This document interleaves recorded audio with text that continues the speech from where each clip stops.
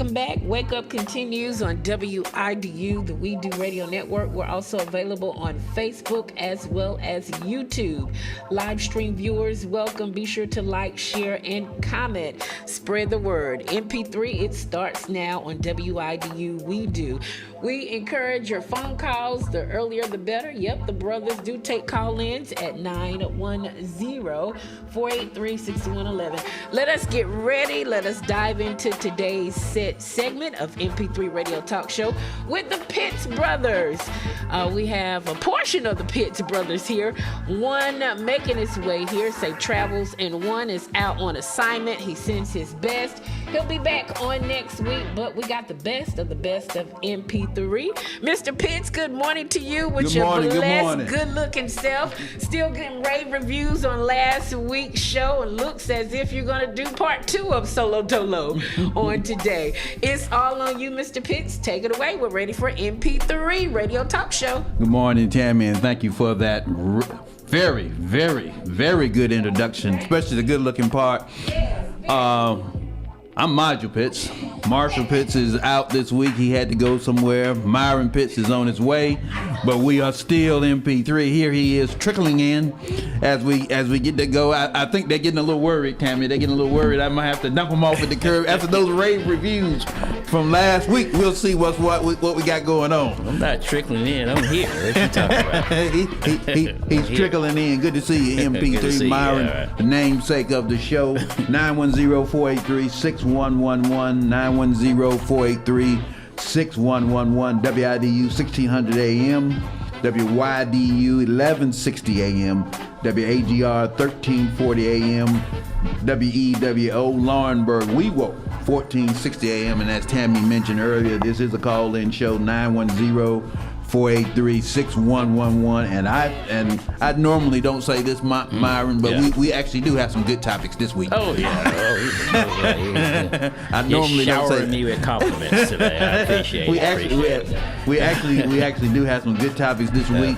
I want to make sure people know that they can call in and ask us just about anything. We can talk about, what we're talking it don't about. have to be necessarily what we're talking about. We can go off script every now and then, and we had some good calls last week. Myron, I'm gonna tell you, I actually had to study for the show last week. I had to do some research. Normally with me, I get the topics from y'all and then I ignore them until we actually get into it. And then I start reading them over while we're here. Yeah. But last week, since I was by myself, I had to kind of read over that stuff, and it actually went very well. I thank the audience for last week for I heard participation. Some good things. Yeah. So very good things. Yeah. Well, I didn't know how you would hold it down without us here, but I heard you did okay. Yeah. Well, I mean, one we always leave off is the Diana Ross. She left the Supremes too. We the pastor reminded me of that in the live bit last week about that Diana Ross. I always forget about them. She was with the Supremes and left them and went on to a very good career, great career. It's like Beyonce. She had to leave Destiny's Child. It was inevitable, right? It was inevitable. So are you previewing what might have to happen with him? Yeah, well, I might have to dump y'all off at the curb. I don't really know. Or maybe go solo and then have y'all as guests on there every now and then. Exactly. You could do the reunion tour. Reunion tour. That's Michael Jackson did exactly with the Jacksons, right? Reunion tour. All right. So, we do have some good topics this time. I'm going to talk about the story I like to call The Sister on the Train.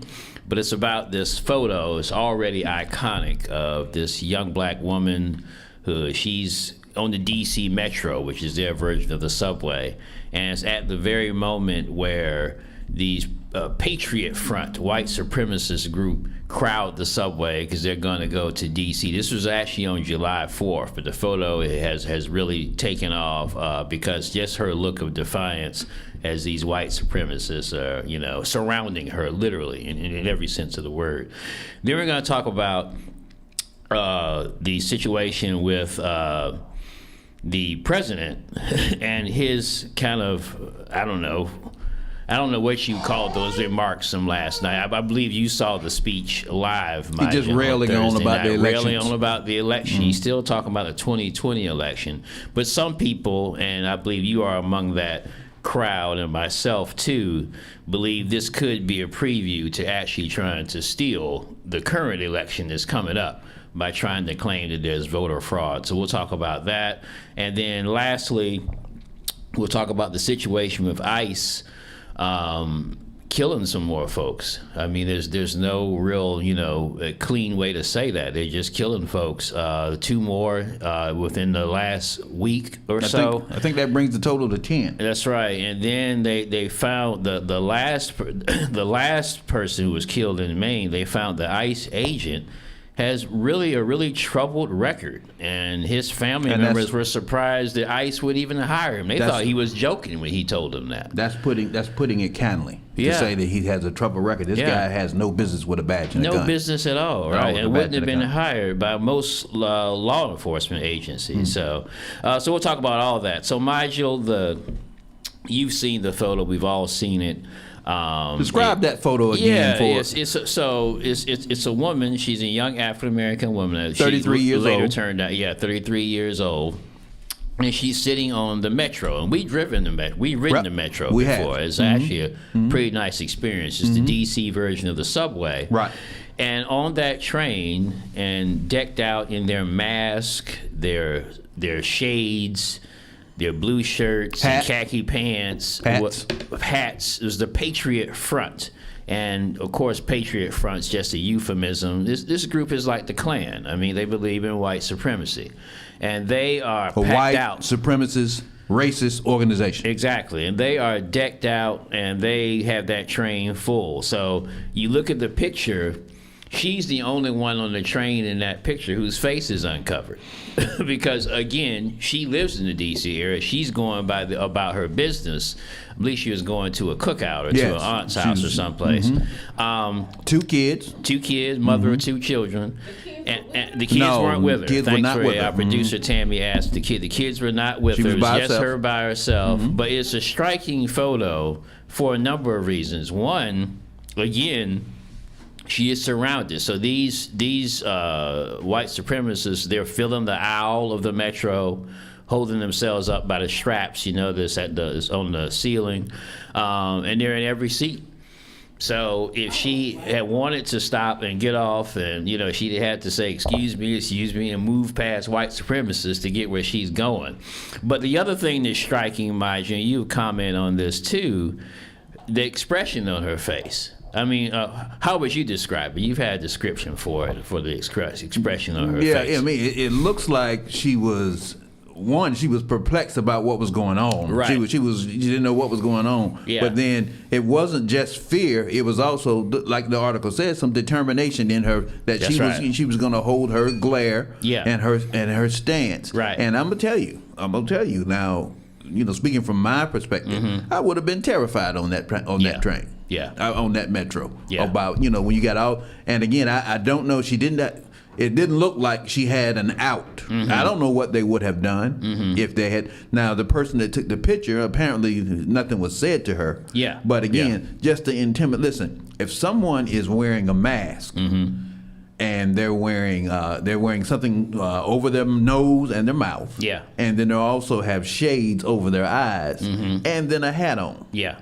And so there's no way to describe that person other than if you can see their hands, you can see whether they're white or black or that type thing.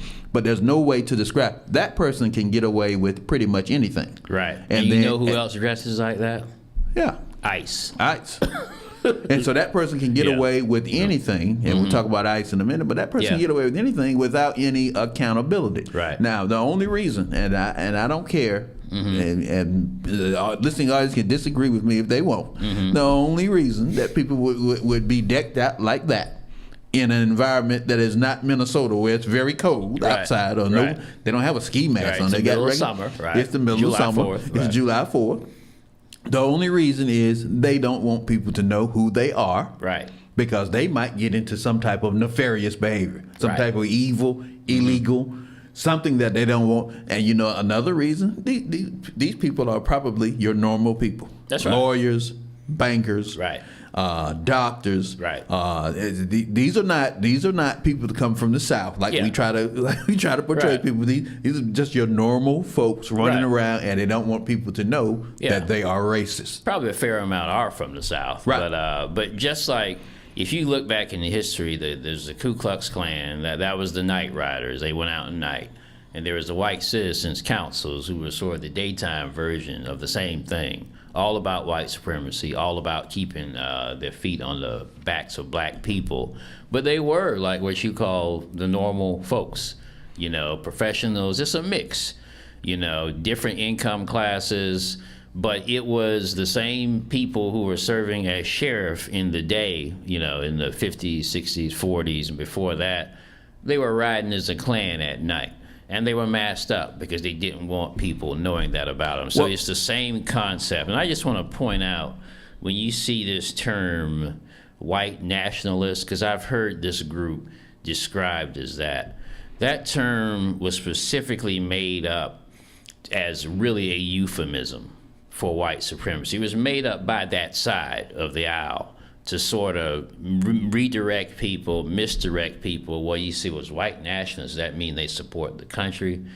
Maybe they do, maybe they don't. But if you look into white nationalism, what it means, it's racism. They don't, to answer your question, they don't support the country as it is now. As it is now, that's right. correct. What right. they want is they want white supremacy. Right. Like it was before, or like they felt that it was before. Right. And so, listen, all of this Make America Great, all of this white nationalists, it's all peas from the same pod. All peas from the same all pod. peas from the same pod. They want people to be, they want things to be like they were 40, 50, 60, 100 plus years ago. They want things. So when someone says they're white nationalists, yes, they don't support the country as it is right now. Right. They want the country to be different. Yeah. And so, and to me, and when you start going down that road of talking about supremacy, you start talking about nationalists, it's nothing but racism. That's all it is. And so this photo, we talked about the iconic nature of it because it does evoke, even though the woman on the train was not, she was caught up in the moment. She was not out there trying to be a civil rights activist. She was minding her own business. She was minding her own trying to get business, somewhere on the metro. Right. But it fits in with a lot of those classic photos from the past, like the one that we're reading a story on this great website called The 19th. It covers a lot of issues involving Black Americans, and it really goes into detail. Black Americans, minorities, and women. But in any case, they pointed out, like when the young lady integrated Little Rock Central High School in Arkansas in 1957. And if you see the photo, you know exactly which one I'm talking about. And she is just minding her own business, going to school. Got her books in her hand. And then there's people yelling at her. One woman in particular is just, spitting, yelling. I mean, her face is so twisted. Now, her face is uncovered. Because back then, you know, for some people, there was no shame in their game. And she is has this angry looking face. It's just twisted with hate at this young girl trying to go to high school. So it's compared to that, and it's compared to just many other photos over the history, but that one in particular. Now, the other one I was compared to, remember during the Black Lives Matter movement, the sister who was standing up straight and proud as these officers not approach her, they're right in the face. They're trying to move her along, but she's standing there defiant. You know, and so not screaming, not hollering, just standing straight. And as they come in with a mask, batons, you know, they're armed, and but you know, they don't lay a hand on her. And that's not always the case. That's not always how that goes, but that's how it went in that situation. And you and I both, I feel confident that you and I both know that a lot of times things don't escalate any further. It's like with the woman on the train, and possibly with this lady in the Black Lives Matter movement is because there's too many cameras around now. Yeah. Everyone has a camera. They're taking pictures. They're doing video and those type things. And people are a lot less prone to do things if they know which is the purpose of the mask. And the hats and all that kind of stuff in the first place. But they're a little less prone to do something. I don't know. The person who took the picture, as you told, that was Reuters. Yeah, it was Reuters. Reuters is an international news agency, and the photographer was a Reuters photographer who was following that group around for the day because they were in town. 450 of them, the Patriot Front. They were in town for July 4th to I don't know what they were. I guess protests, celebrating, but they came from all over the country, as you pointed out. So that's why they were on the train. They were going to the DC area to participate in this protest. So, Myron, my question to you is, and for the listening audience, 910-483-6111, 910-483-6111, is what to do in a situation like that. Now, she's on the train, and she is just sitting there minding her own, but she was going, like you said, to a cookout. This is a woman, 2 kids, and, just, minding her own business. Right. And then you're sitting on a train, bus, subway, whatever it is. Yeah. And then on that train, a bus or subway, comes a bunch of people who masked up, who you can't see their faces, and that and you can assume that they don't really like you and your person and your presence and the color of your skin. And so you're on a train. It's not like you can just jump out a window. Something along those lines. So I think, and we talked about this earlier, you and MP1. Yeah. I don't know how much further she had to go on the train. She had to go on the train, but I don't know if I would have been afraid I probably would have been afraid to the point when I wanted to move. Would you have missed your stop, though? Just wait till they got off the train. I mean, that to me is a big question. Nah, I'm getting off now. So I'm gonna try to at least. Excuse me. I'm gonna try to get off that Because they train. were in the aisle. The aisle is certainly full. I don't want to ride any longer. Yes, Then they you were in need the to. aisle. Then you need if you to, look right. at if you look at the photo, they were doing everything. Yeah. They were around her in every way except sitting beside her. Right, exactly. All of them they were standing front, back, sides. That's right. The only parts where she had a little bit Was of her space own seat. it was her own seat, and then the window to the left of her or whatever it was. But everywhere else she was surrounded. Yeah. And it's an intimidating thing. Yeah. And so just think about, now you and I are talking about this, Myron, but just think about how the mainstream media, everyone else, would be talking about it if it was just the opposite. A young white lady, 33 years old, and then you had a bunch of masked brothers. Yeah. A bunch of masked black men that have expressed anti-white views. That have expressed anti-white views, and there's several of them around, and they're all masked up. Yeah. Anti-white views and those type of things. An image like that might have actually inspired even some changes in laws if it was black guys. Oh my goodness, yes. I mean, just look at there's so many different ways that we could look at preferential treatment. January 6th is a good example. We talked about this on MP3. If you had a different race of people up there threatening Congress, literally, breaking in stuff, chasing folks around, fighting the Capitol Police, chasing our politicians around. There would have been making them run and hide. Right. I mean, you saw it, but for the courage and bravery of an African American Capitol Police officer, they were headed right towards Senator Mitt Romney. He had to direct him, said, Senator, stop, go the other way. And then he misdirected the January 6th mob. And that's what it was. It was a mob and insurrectionists. If that had been people who looked like us, there first of all would have been a stronger response then. Been more deaths. There'd have been more deaths, and it wouldn't have been on the Capitol Police side. Right. And then secondly, there's no way no president would have overturned all those convictions like Trump did for his what he considers them allies, clearly. So that's a photo that I think is going to live in history. But before we leave this topic, we have to note the symbolic nature of this. This was July 4th. This was the 250th celebration of what they call American independence. Now, as we know, everybody wasn't free then, because slavery was still going on then. But the 250th celebration of that, and we have come, how far have we come? This photo asks the very serious question. Or not. Or not. Yeah.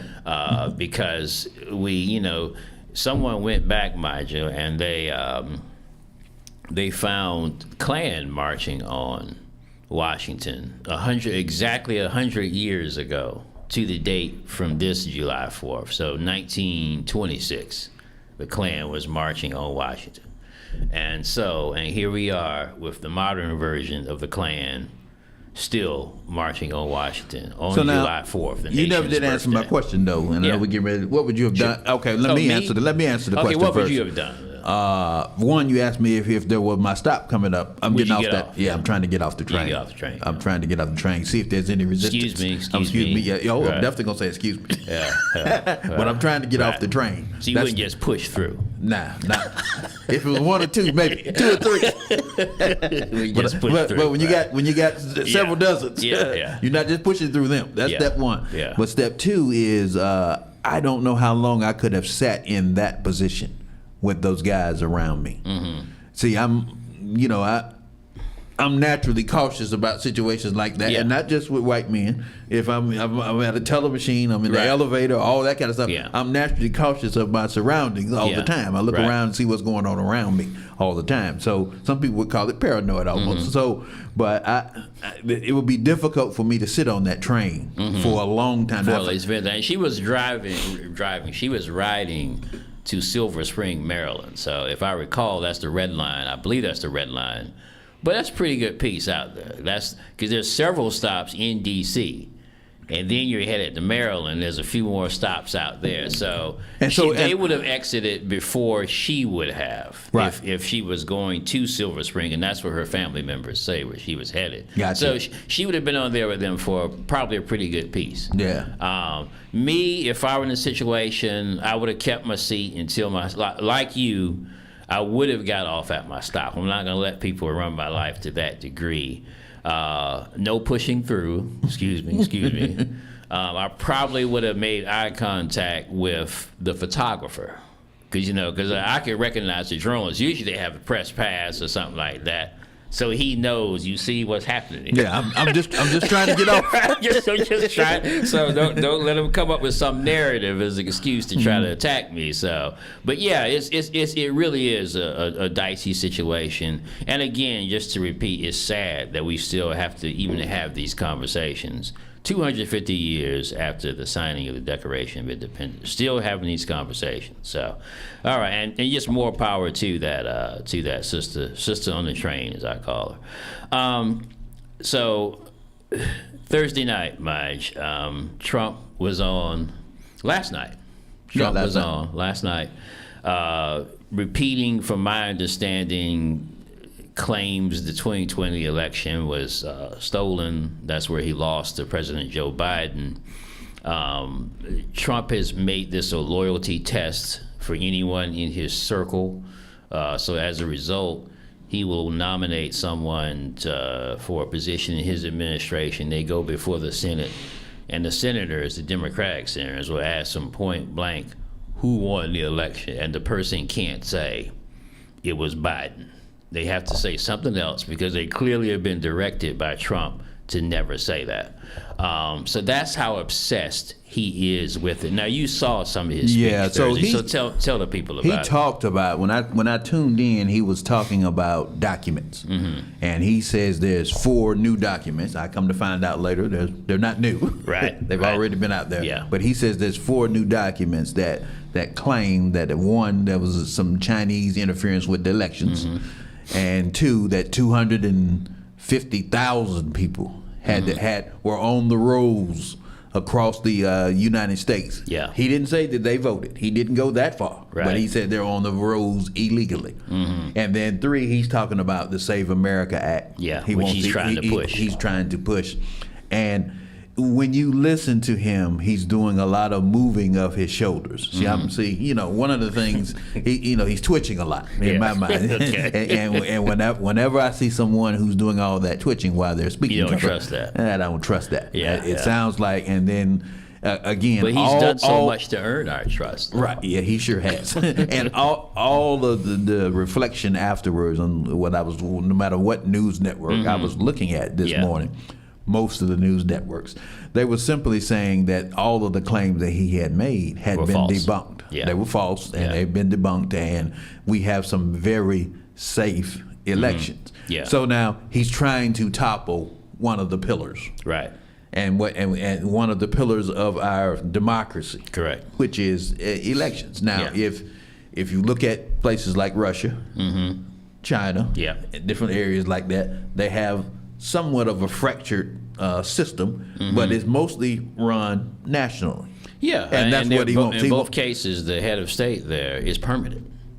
Yes. Yeah. And our election system, our forefathers had the foresight to Right. see and say to themselves, you know what, we need to let the states. Now sometimes that's not as good as we want it to be. Right. But they do let the states run their own elections. Right. And then they tabulate their own, and then they tell us who the winner is of that whatever state, like North Carolina, Right. for instance. Yeah. But Trump wants that to be the Save America Act. He wants to get rid of that. He wants to make sure that people are under one umbrella. Right. And then Which he controls. Which he will control. Right. He's trying to kick all these people. He says people off the rolls. Yeah. He wants you to have to show not just an ID. He wants some people to have to show a passport or some immigration papers and all of those type things. And so all of that, as you know, Myron, reduces people's willingness to vote in a country where people don't vote that high in the first place. Right. And and that's very important about the Save America Act, because there's some trickery going on in how Trump and the Republicans are talking about this thing. They'll call it a voter ID bill, and that's only part of it. Yes, it would require an ID to vote. We already have that in North Carolina. So you position it that way, it makes it seem like, oh, that's not bad. I need my ID to do other stuff, and so what's the big deal? But the big part of it is what you mentioned about passports. It also requires you to prove citizenship, that you're eligible to vote. So you can register, in other words, to register to vote. Now, our system is it's complicated in some ways, but it's very simple in other ways. You register to vote, and then you can vote. If you can't do the first part, you can't vote legally. I mean, it's as simple as that. So that's what they're trying to mess up, the registration process, because, depending on how this act is structured, it would mean, I'm pretty sure, that everyone, me, you, every eligible voter would have to first prove they're citizens. And now I went through the process, I don't know if you have, of getting a real ID. I hadn't done that yet. So I've got my real ID. I did a few years ago. For that process, you have to produce proof of citizenship. Documents out the wazoo. Passport, birth certificate. But yet, under the Save America Act, that's not valid by itself. I would still have to go back and prove citizenship. So the clear focus of that is to discourage people from voting. Now, the act, and why Trump held this press conference, one of the reasons he held it is that the act appears to be dead in the water. The House will pass anything Trump can come up with if they can get enough votes. So it would pass that, and I think versions of it have passed the House. But the Senate is where it's getting stuck because it needs 60 votes to get over the line. Supermajority. Right, and not only is every Democrat against it, but a number of Republicans are. Senator Tom Tillis here in North Carolina, who's retiring, when they get ready to retire, they can start standing up to Trump. And one thing he has said, get some spine, some stiffness in their spine. Senator Tillis, having dealt when he was a North Carolina politician, when he was in the state level, he's dealt with this voter ID legislation before. He just says this is literally not enough time. Even if they wanted to do it, the states could not get together the infrastructure. We vote in what? It's a few months. The primaries start in September, I think, October. And so with that going on, he thinks it's all just theater. Nothing's going to pass the Senate. And Trump is aware of that, even if he personally didn't know, because he doesn't know a whole lot. His team has told him that we're really out of time. So he's trying to push this thing. And you mentioned last night over the family text that you think his speech was kind of a setup to try to maybe overturn the elections. Yes. So he's going to, I believe, since there's not enough time to do what he wants to do. Right.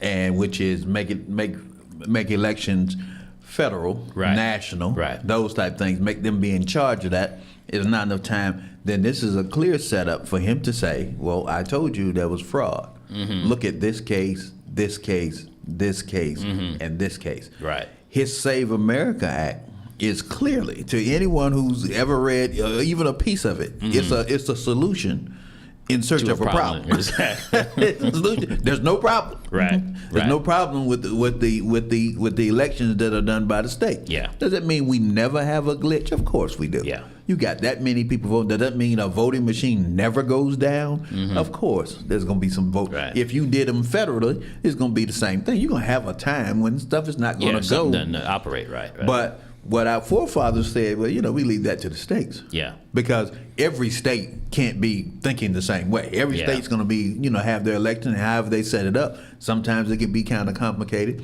But you don't have 50 plus states saying we're going to try to steal this election or we're going to try to do this. Yeah. They want to take that out of the federal government's hand. And so far, I think it has worked. Right. The other thing is, Myron, you know that I am a fairly competitive guy.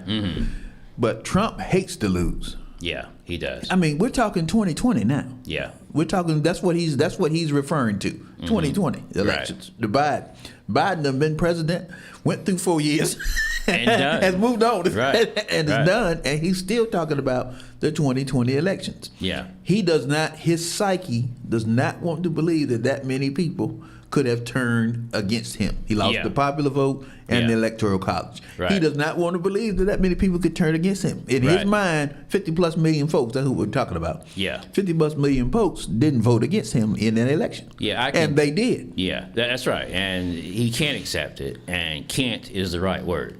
There's something in his psyche, and I've told you before that I think there really is something wrong with him. But there's something in his psyche that cannot accept that, won't accept it. His world would collapse if Biden actually beat him in the election, which Biden did. People have pointed out, Nigel, that in 2020, when the election was held, who was president at the time? What do you mean, who was president? Who was president during the 2020 election? Trump. Yeah. So he was the incumbent. Yeah, he was the incumbent, right. Trump was the president. So people have pointed out, and I hadn't thought about this myself until I was on social media. It's like, hey, yeah. So the elections that he claimed were clean, the 2016 one where he beat Hillary Clinton, the 2024 one where he beat Kamala Harris, a Democrat was president. Right. Obama was president in 2016, November of that year, and Biden was president in 2024, November of that year. So he's claiming that the one election that was stolen, where Democrats got over on him, was when he was president. And that's the other thing. Trump, I don't know how much he knows about history, but usually if a president wins one time, then he's odds-on favorite to win the second time. Right. And so there have been some notable exceptions where people went down in flames. Yeah, George H.W. Bush. They went down Clinton in flames after off, Clinton knocked them off. And that's because of all the stuff that was going on under George H.W. Bush's administration. But wars and those type things. But in Trump's case, the things that were going on, COVID, and all of those things, he messed up. Yeah, he fumbled the ball. You get into trouble. Yeah, and then you want the American people to bail you out by re-electing you. And the American people said, no, we don't want to re-elect you. We saw how you fumbled COVID. Yeah, we saw how you fumbled other stuff. Jobs numbers, all that kind of stuff. Net loss. Yeah. And so we're going to move on from this presidency, and that really bothers him. Yeah. Even now, after you've been president for 2+ years again. Yeah. You're one of the few. Only the second president in history to win a non-consecutive term. Grover Cleveland being the first. Yes. And so instead of you saying, "Oh, look what I did," I'm on the second president to do it. No, you're concentrating on 2020 when you lost and caused all kind of problems. Yeah. When you lost, and so it just does. It really doesn't make a lot of sense. And do you think that? Especially consider, I guess we got to see, honestly, how the midterms go, Nigel. But by the way, this is a good time as any. Check your registration. If you're here in North Carolina, just put in voter lookup. Voter, LOOKU up. LOOKUP and NC.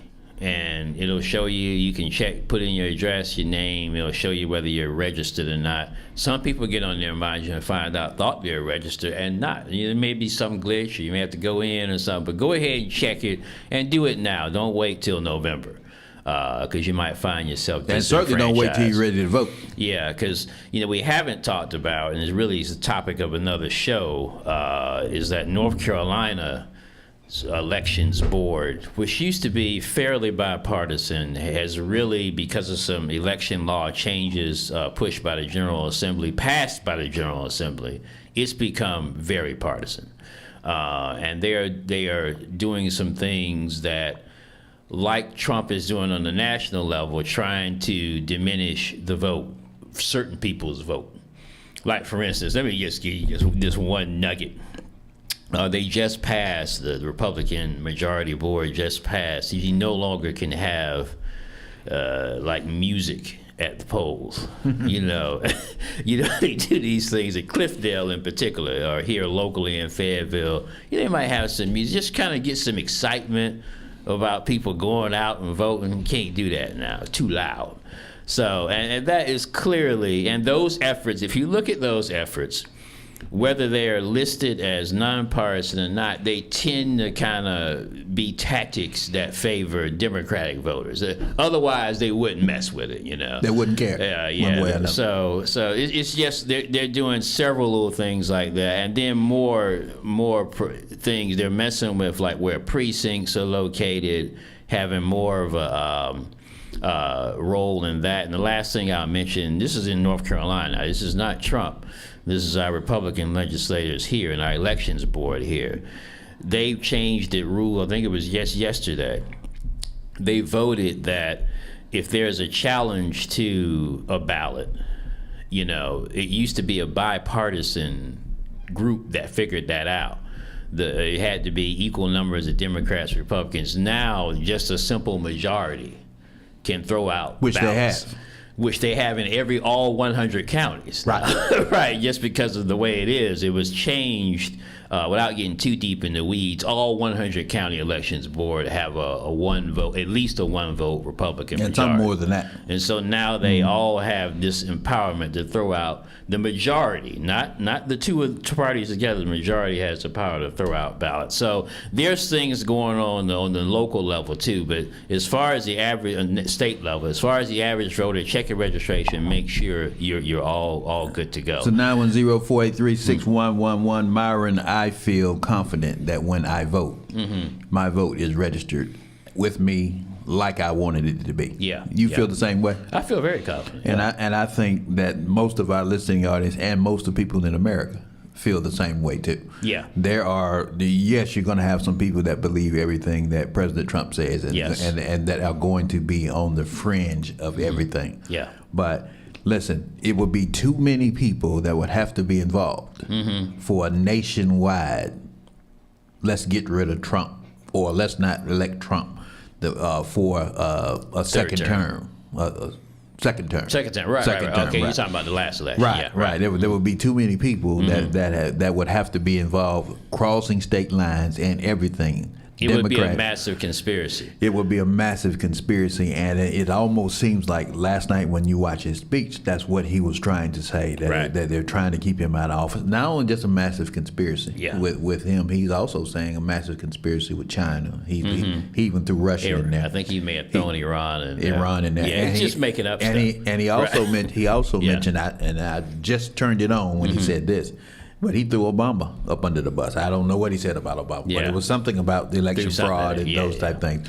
So he was kind of throwing stuff against the wall and trying to see what would stick. Which is what he does now. And before we leave, I think I'm glad you brought that up, because one of my complaints, you call my fellow members of the media my boys, and one of my complaints about my boys is that they give Trump this platform to spew his lies, because there's a lie in every sentence. If you go through any of his speeches, he's gonna lie. Every sentence is gonna have a lie, or just about every sentence.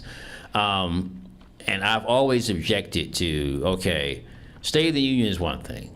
I understand networks covering that live. It's an event. But these little press conferences, and then this thing he called last night, I just don't really see value. As a matter of fact, I see negative value in just letting him run his lies, that you're becoming part of his propaganda machine. The networks handled it well last night. Only one of them covered it live. I'm not going to call it because I'm not exactly sure whether it was CBS or ABC. I think it was CBS, but I'm not sure. No. It wasn't ABC. It wasn't ABC. Because the ABC and NBC, he complained about them nationally on Okay, so on his I think it speech was last night. CBS. But So it must have even been CBS, who are partially owned by. Yeah, right, exactly. So there you have it. Yeah. But even CBS, to their credit, they fact-checked him in real time. And that's the other way you handle someone so committed to never telling the truth. You can either not film them live, not show them live, and then do analysis afterward that breaks down the real from the, and as you point out yourself with your own analysis, he was lying about all that stuff. Or in real time, you could run a ticker on the side and say, well, that's not true, or this is the real truth. And so CBS did that. And today, the post-speech analysis has really focused on these are repeated old claims. They've been debunked. Even Fox News did not go all foursquare for them. Now, Fox News has a financial reason not to do that because they lost a huge settlement to the Dominion voting systems for lying about the 2020 election. So they had, and there's another suit of equal magnitude from Smartmatic, another voting company, vote machine company that's so hanging over their head. So Fox has kind of learned this lesson by having to pay $787 million. But between them and the traditional and the other networks, I've been impressed with how that press conference was covered. So people, keep your eyes open. I wonder, that's the main thing. I always wonder to myself how the networks decide whether they're going to broadcast. Of course, State of the Union and stuff like that. Mm-hmm, yeah. But those special announcements should be reserved. Yeah. For real news. Like, for instance, if we get ready to go to war. Yeah. When he should have had that announcement? Before the Iran war. Before the Iran war. Yeah. That's pretty big. Yeah. People are going to tune in, and you'll have every network. Yeah, and that's a public service. Because whatever reasons he would have put out there for Iran, it would have been better for us to at least have the heads up. This is why we're going to do it. This is why we're doing what we're doing. And so, and this is why we've done what we're doing, whatever you want to put out the reason. That's the time when you have something like that. Yeah. But if you look at if you go back and look at it, mm-hmm. there were some speeches that Obama made. Yeah. There were some speeches that Biden made that all the networks did not cover. Yeah. That's kind of how it goes. Yeah. They have to make a decision. Networks are businesses now. Yeah. So if you I'm thinking about from the sports. Yeah. I don't want you to interrupt some big football game I'm watching. Yeah, so so we can talk about Trump and election lies and all this kind of stuff. Yeah, so one example is the networks did not cover live as President Joe Biden. When he was president, he gave a primetime speech about the threat to democracy. Yes. They decided not to cover that. They decided not to cover that. Conversely, when President Obama had a primetime address, I think it was Sunday, to announce they had killed Osama bin Laden, that was covered, and it should have been. Right. And that's big news. And you really have to kind of determine. And I always wondered about networks because I remember where I was when OJ. Yeah. When OJ was doing the slow chase. That's news. That's news. Because all the networks had it. And I remember it preempted the basketball game. Yeah. The NBA Finals was on. Houston was right. Houston won the series, that the NBA Finals was on, and they broke into it.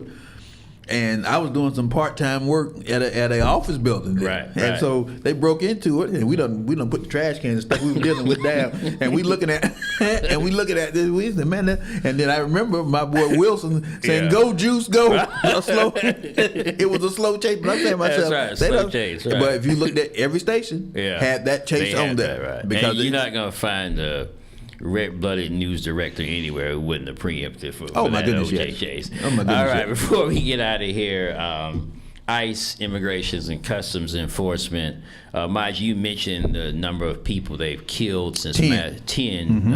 And I read that none of those 10 had a criminal record. Some of them were legal. Some of them were legal citizens. The last 2 people they killed all had paperwork showing that they were supposed to be here legal. There were similarities in both cases. One was in Houston, one was in Maine. But the similarities were, in both cases, ICE acknowledged they were actually looking for somebody else. So they had the wrong person. How did Maine become a hotbed of immigration?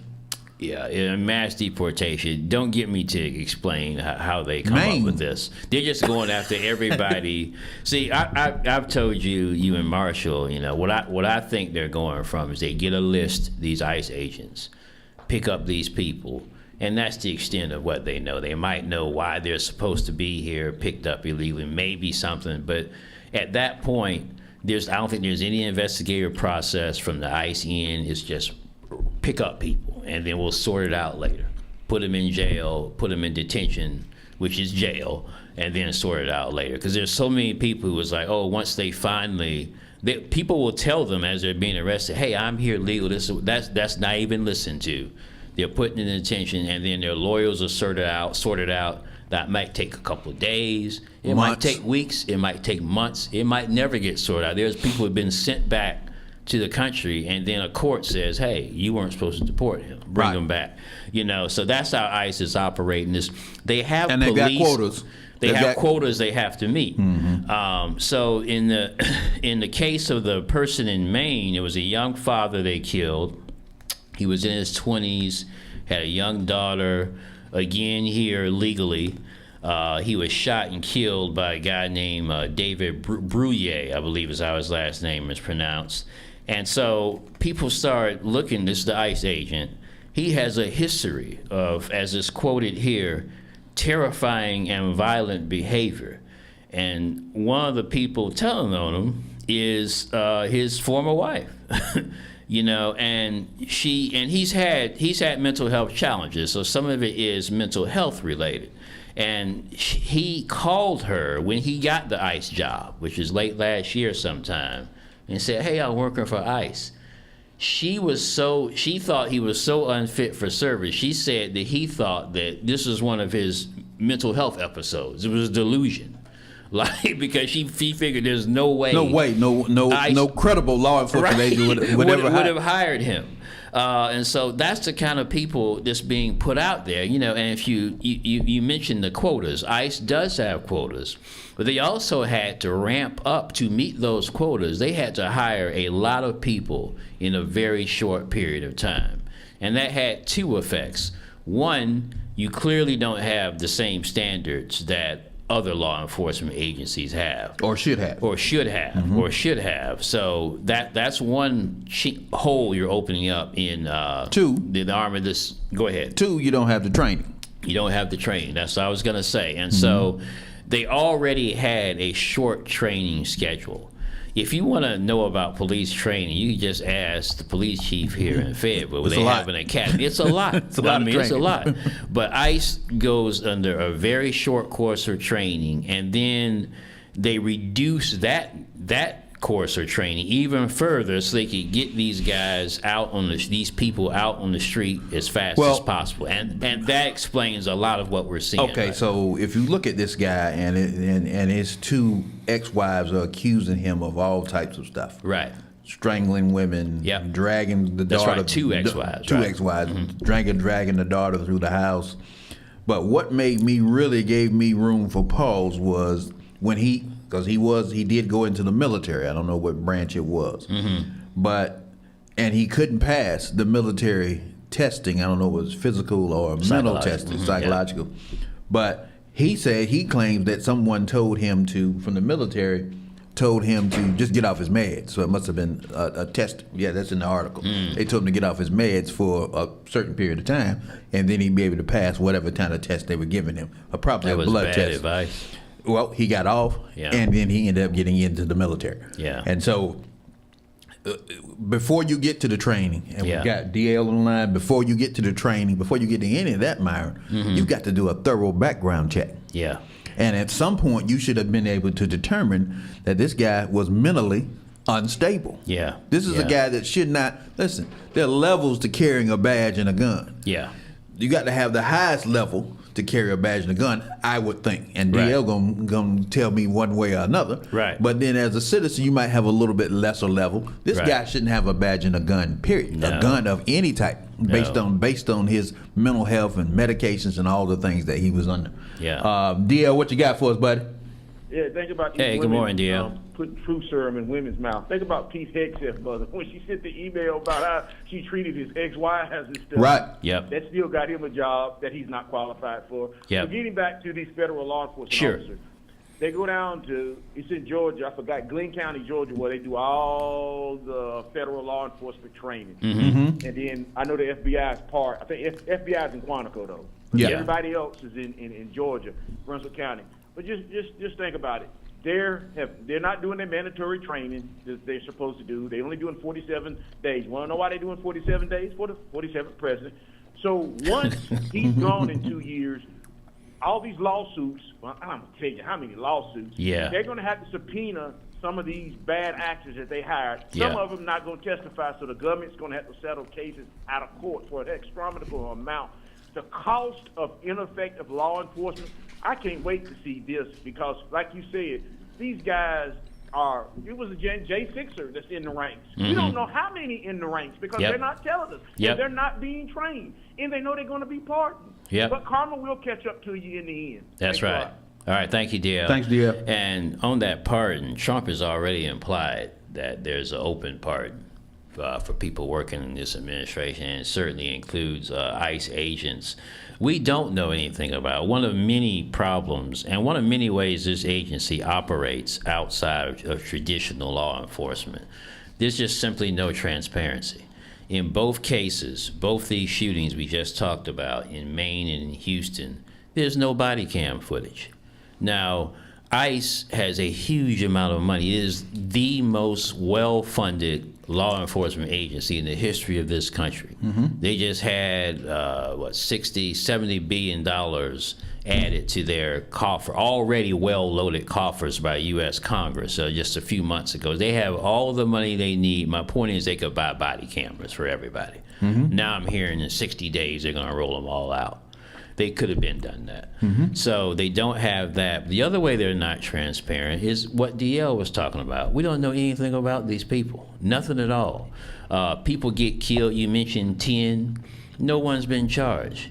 You remember all the news? We talked about it when it happened, when Renee Good was killed, the U.S. citizen. And then Alex Preddy, a nurse, U.S. citizen, both killed. On video, we saw it. It looked like, man, that can't be right, the way that worked. But yet, no one's been charged. We don't even know who did it in those cases.